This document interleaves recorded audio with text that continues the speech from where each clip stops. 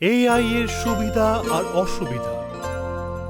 প্রতিদিন আমরা নতুন কিছু শিখতে পারি, আর গাট্টু চিংকির জন্য আজকের দিনটা একটু বেশি বিশেষ হতে চলেছিল, কারণ আজকে ওদের কম্পিউটার টিচার ওদেরকে এমন একটা জিনিসের ব্যাপারে বলছিল যেটার দ্বারা পুরো পৃথিবী পাল্টে যাচ্ছে। বাচ্চারা, আজকে আমরা শিখতে চলেছি এআই, আর্টিফিশিয়াল ইন্টেলিজেন্স। আর্টিফিশিয়াল কেন ম্যাডাম? ইন্টেলিজেন্স তো আমাদের মধ্যে ন্যাচারালি থাকে, তাই না? ঠিক বলেছো তুমি গট্টু, ইন্টেলিজেন্স তো আমাদের ভেতরে ন্যাচারালি থাকে, কিন্তু ভাবো একটা কম্পিউটারের ভেতরেও যদি আমাদের মতো ইন্টেলিজেন্স চলে আসে, তাহলে সেটা কি কি করতে পারবে? কম্পিউটারের মধ্যে ইন্টেলিজেন্স? হ্যাঁ, এই জন্যই তো আমরা এটাকে আর্টিফিশিয়াল ইন্টেলিজেন্স বলি। এইটা বলে শিক্ষিকা বাচ্চাদেরকে স্ক্রিনে এআই এর উদাহরণ দিচ্ছিল, যেখানে সামান্য একটা বিষয় লিখে দিলেই এআই সেটা দিয়ে গল্প তৈরি করছিল, এমনকি রান্নার কৌশলও বলছিল, ছবিকে জীবন্ত করছিল, আর কঠিন থেকে কঠিনতম বিষয়ের উত্তর নিমেষেই দিয়ে দিচ্ছিল। বাচ্চারা এটা দেখে অবাক হলো, উত্তেজিতও হলো। এই এআই তো হেভি কাজের জিনিস দেখছি। হ্যাঁ মন্টি, বাড়ি গিয়ে এটাকে আরেকটু ভালো করে ঘেঁটে দেখবো। এগুলো তো আমি খুব সহজ উদাহরণ দেখালাম এআই এর। এখন এই টেকনোলজি আমাদের পুরো বিশ্বকে বদলে দিচ্ছে। ব্যাংকিং, মেডিসিনস থেকে শুরু করে কমিউনিকেশন বা দেশের ডিফেন্স, সব কিছুতেই এখন এআই এর ব্যবহার শুরু হয়েছে। গাট্টু আস্তে করে চিঙ্কিকে বলে, ভাব চিঙ্কি, যদি এআই দিয়ে আমি ক্রিকেট কুইজ বানিয়ে দিই তো বল। আর আমি নিজের ছবিকে কার্টুন বানিয়ে দিত, কি মজা হবে। বাড়ি আসতে না আসতেই দুই ভাই বোন শুরু করলো এআই অ্যাডভেঞ্চার্স। ছোট্ট একটা স্ক্রিনে অনেক বড় পৃথিবী খুলে গেল। চিঙ্কি নিজের পরিবারের ছবি আপলোড করলো, আর এআইকে বলল ওই সমস্ত ছবিগুলোকে ঘিবলি স্টাইলে করতে। চোখের পলক পড়তে না পড়তেই ওদের সেই ফটোগুলো ঘিবলি স্টাইলে পরিবর্তন হয়ে গেল। দেখো গাট্টু, মা বাবাকে একদম মুভির কার্টুনের মতো লাগছে। আরে বাহ, এর তো পুরো অ্যানিমেটেড পোস্টার হয়ে গেল। গাট্টু আর চিঙ্কিকে এত মনোযোগ দিয়ে কাজ করতে দেখে বিঙ্গো সেখানে চলে এলো। ও ওদের সঙ্গে খেলতে চাইছিল। বিঙ্গোকে দেখে চিঙ্কির মনে একটা আইডিয়া এলো। চিঙ্কি বিঙ্গোর একটা ছবি তুলে সেটা এআই অ্যাপে আপলোড করল, আর এআইকে বলল যে বিঙ্গোর জন্য একটা স্টাইলিশ কলার ডিজাইন করতে। কিছুক্ষণের মধ্যেই কম্পিউটার স্ক্রিনে বিঙ্গোর ছবি ফুটে উঠল, যেখানে তার গলায় একটা সুন্দর কলার দেখা গেল। নিজের এই ছবি দেখতে পেয়ে বিঙ্গোও খুব খুশি হয়ে গেল। বিঙ্গো, এই দেখো তোমার নতুন ছবি আর একটা নতুন স্টাইলিশ কলার। একদিকে চিঙ্কি এআই কে আর্টের জন্য ব্যবহার করছিল, তো অন্যদিকে গাট্টু এআই এর সাহায্যে ক্রিকেটের কুইজ বানিয়ে ফেলল। ঠিক তখনই ওখানে মা এলো, আর বাচ্চাদেরকে ব্যস্ত দেখে সে বলল, আরে বাচ্চারা, এত মনোযোগের সঙ্গে তোমরা কি করছো?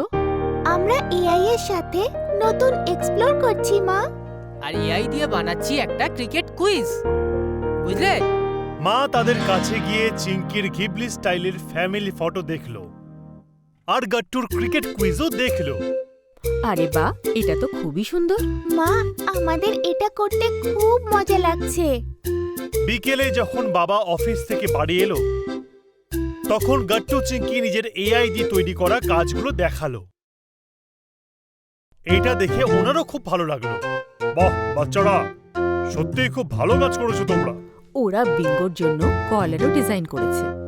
এদের কাজ তো সত্যিই খুব ভালো, কিন্তু এআই ততক্ষণই তোমাদের জন্য ভালো যতক্ষণ তোমরা সেটাকে ভালোভাবে ব্যবহার করছো। সঠিক পদ্ধতিতে মানে? কিছু লোক এআই কে খারাপ কাজে ব্যবহার করে, যেমন মিথ্যে খবর বানানো বা কাউকে অনলাইন ঠকানোর জন্য। সব রকমের টুলের মতোই এআইও খারাপ ভালো হতেই পারে, তাই এটাকে কিভাবে ব্যবহার করো সেইটা গুরুত্বপূর্ণ। মানে এআই দিয়ে কাজ করো, কিন্তু বোকামো করে নয়, তাই তো? একদম। প্রথমে নিজে বোঝো, তারপর এআই ব্যবহার করে কোনো কাজকে আরো ভালো করে করো। পরের দিনও ক্লাসরুমে গাট্টু আর চিঙ্কি তার বন্ধুদের সঙ্গে এআই নিয়ে কথা বলছিল। তখনই তাদের ক্লাস টিচার বাদবাকি স্টুডেন্টকে বলল, বাচ্চারা, তোমাদের মনে আছে লাস্ট উইকের অ্যাসাইনমেন্ট? কালকে সাবমিশনের লাস্ট ডেট। ওই বড় এসের অ্যাসাইনমেন্টে ম্যাডাম জীবনের টেকনোলজির রোল। হ্যাঁ চিঙ্কি, ওটার কথাই বলছি। আরে চিঙ্কি, আমি তো কিচ্ছু লিখিনি এখনো অবধি। আমারও অ্যাসাইনমেন্ট বাকি আছে গাট্টু, কিন্তু আমি তো 50% করেছি। লাঞ্চ ব্রেকেও গাট্টু তার স্কুলের অ্যাসাইনমেন্ট নিয়ে কি করবে সেটাই ভাবছিল। তখনই তার কাছে মন্টি এলো। আরে গাট্টু, তোকে এত দেখে টেনশন লাগছে কেন? আরে একদিনে লিখতে হবে একটা বড় এসে, জানি না কি লিখবো। আমি তো কালকে রাত্রিরে এআই দিয়ে ক্রিকেট কুইজ বানাচ্ছিলাম, এবার তো মাথাই ব্ল্যাঙ্ক হয়ে গেছে। আরে আরে এমন কি ব্যাপার? টেনশনের কি আছে বল?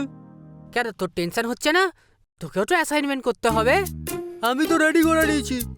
মন্টির কথা শুনে গাট্টু চিন্তিত হয়ে পড়ল যে মন্টির মতন একজন অলস ছাত্র সবার আগে কি করে অ্যাসাইনমেন্ট করে নিল।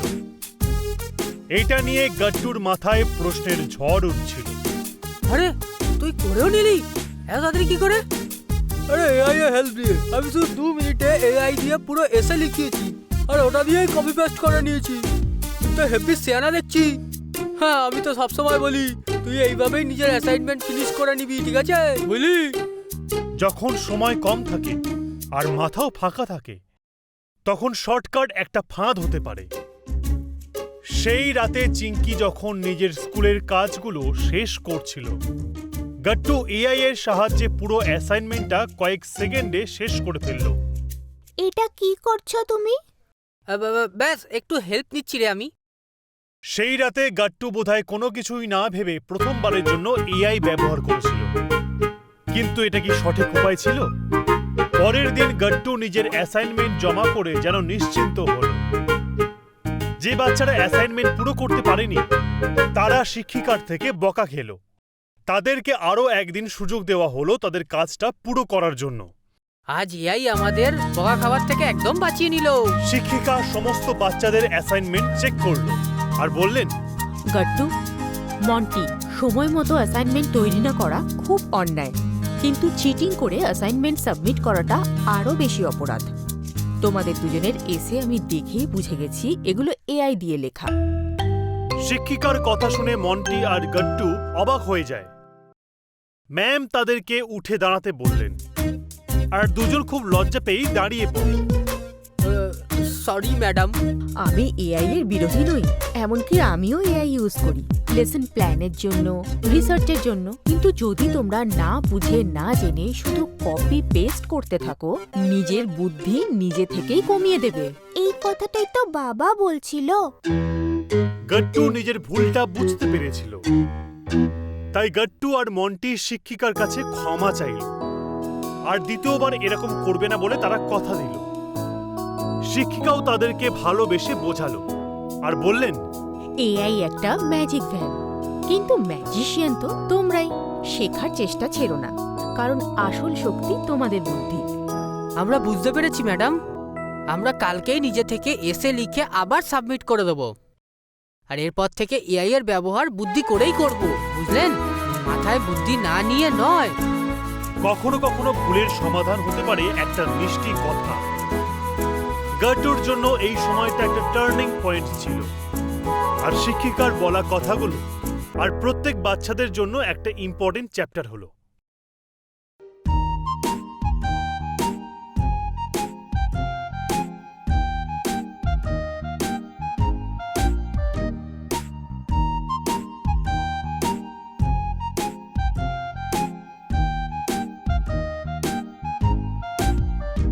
আপনাদের যদি আমাদের ভিডিও ভালো লেগে থাকে তো আমাদের ভিডিওকে লাইক করুন, কমেন্ট করুন আর সাবস্ক্রাইব করুন।